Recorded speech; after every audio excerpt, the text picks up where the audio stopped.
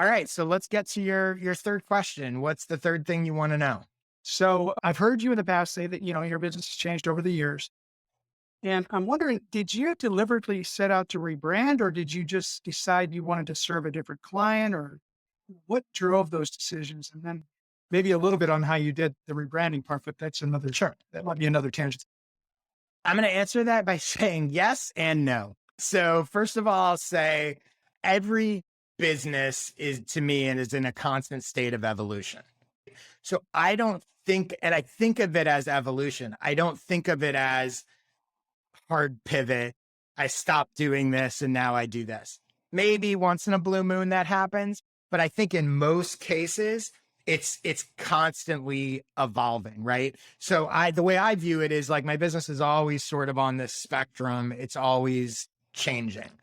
The other thing I would say about this in terms of rebranding and brand, I think a lot of people misunderstand brand. Like to me, your brand is what you do, not what you say you do. So yes, messaging and positioning is important.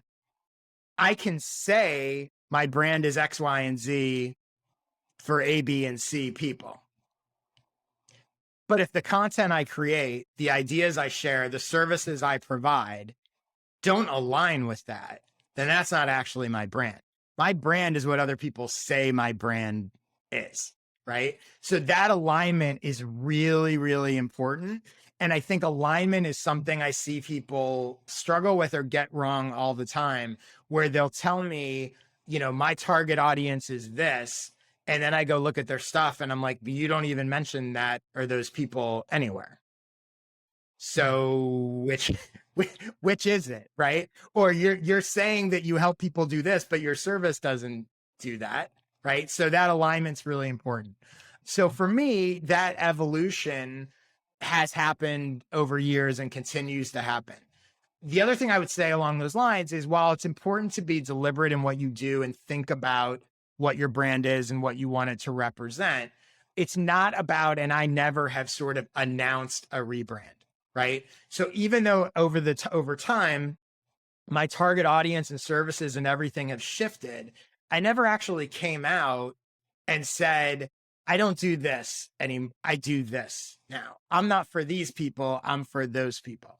The content in my newsletter has evolved. I never said, you're never going to see this anymore. I just started shifting the content. And some people over time would go, he's not really sharing the stuff that I used to like, and they left. And other people were like, oh, wow, this is exactly what I'm looking for. And they came on. So I'm deliberate about it, but I don't necessarily publicly sort of announce that stuff. I kind of let it evolve. In general, for me, over time, and I think this is very common, I think this is how it is for most people, that evolution tends to narrow, not broaden.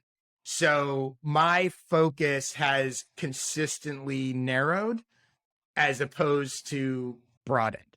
And I think that part of that is that the more you do, both from a content standpoint and a product service standpoint, the more you do, the more you realize what you don't want to do.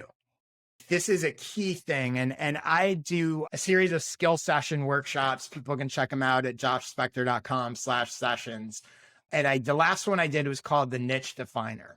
And it's all about basically this idea of how do you figure out and clarify and message your niche and essentially your brand. And I start that presentation off by using the analogy of a sculptor. And there's this great Michelangelo quote where he says, every block of stone has a statue inside it, and it's the task of the sculptor to discover it. That's how I think about niche and brand. I started with a block of stone, and as I'm figuring out what I don't want to do and who I don't want to serve, I'm chiseling away at it. I'm removing the things I don't want and the people I don't want to serve. And this is very different than I think how most people think about brand and niche, because I think most people think they're picking something out of sort of the air. This will be my niche. I think you're starting with all this stuff that could potentially be your niche, and you're just removing stuff. And that's the narrowing that I was talking about before. So the way this has played out for me, just giving one example in recent years, is I went from sort of defining my audience as creators a couple years ago to now I define them as creative entrepreneurs. What's the difference as I define it, right? To me, creative entrepreneurs are building their own business around their creations. They're not just randomly creating things or hoping someone else picks them. And this was an evolution over time where I started to realize, who are the clients I most like to work with? What are the topics I most like to talk about? What do I find most valuable? And I realized that there were a lot of people who were creators who they just wanted to make things. Either they wanted the vanity metrics, or they wanted to just make money on YouTube ads, or they were comedians who wanted to just get cast in a show or picked by a booker. They wanted someone to pick them. They were trying to appeal to the gatekeepers. Then there were others, they were much more entrepreneurial. I want to build a business around my creations. And I realized that was who I wanted to work with, right? I didn't just want to tell someone how to get more followers. I wanted to tell them how to turn their followers into a business. So I started to think about, how do I define that? And creators is broader and kind of includes both of those sides.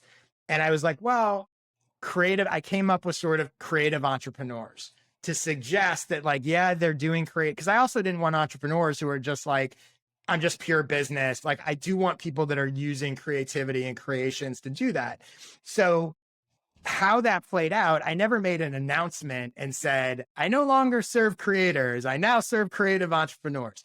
I just started, literally every time I would use the word creators, I'd catch myself and go, nope, creative entrepreneurs. Change my messaging. Just start doing that. The articles and stuff I would write and curate in my newsletter, I'm no longer going to do the sort of just general creator stuff. It's all going to have a little bit of like a business tint to it. And so by default, that's what I mean, where it's like what you do defines your brand. It was a conscious decision, but not a announcement, not a proclamation. It just shifted. And people could see that. And as a result, I had fewer comedians reaching out to hire me and more coaches, consultants, creative business people reaching out to me, because it reflected what I was putting out there, both in messaging and content.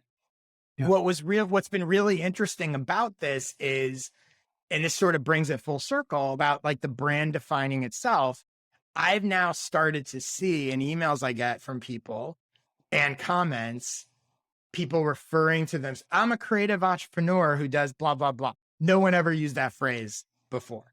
And I'm not saying I coined it. There's other people using it, but it was really interesting for me to see my own audience suddenly referring to themselves using this term that I don't remember anyone saying to me before I started using it in the definition of my audience.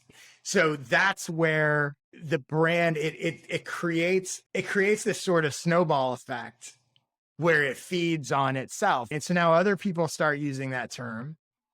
And now when people see it with me, like, it starts to become kind of in the lexicon. So that's how I think about it and how I've approached it. But I think universally, the key takeaways, I think, are: one, you're not just randomly picking a brand or picking a new one, right? You're finding it and narrowing it by removing it from a block of expertise and products and service and content and everything that you have. And the language and the choices and the things that you do are ultimately going to define it, no matter what you say. Is that all? How does that all sit? That makes so much sense. It's not rebranding, it's evolving. That metaphor really works. Yep. And it's kind of like mid-course corrections more than it is, okay, we're going to make a right turn. And instead of signaling, I'm just going to, make the correction, or, show them. It's kind of variation of show them, don't tell them. Yeah. And I think the other nice thing about that, when you wrap your head around that, is it removes a lot of the pressure. Because I think people get really freaked out of like, I need to make this drastic change. I'm going in the wrong direction, or I'm not sure which way I want to go, or I'm not whatever. And when you realize that, because you could be wrong, right? You can take steps in that direction of a change, and see how it feels without sort of having to go, I need to change everything. I need a new brand name and a new logo. And now I do this. And now it's like, just sort of make the change and see how it feels and see Yeah. where people go.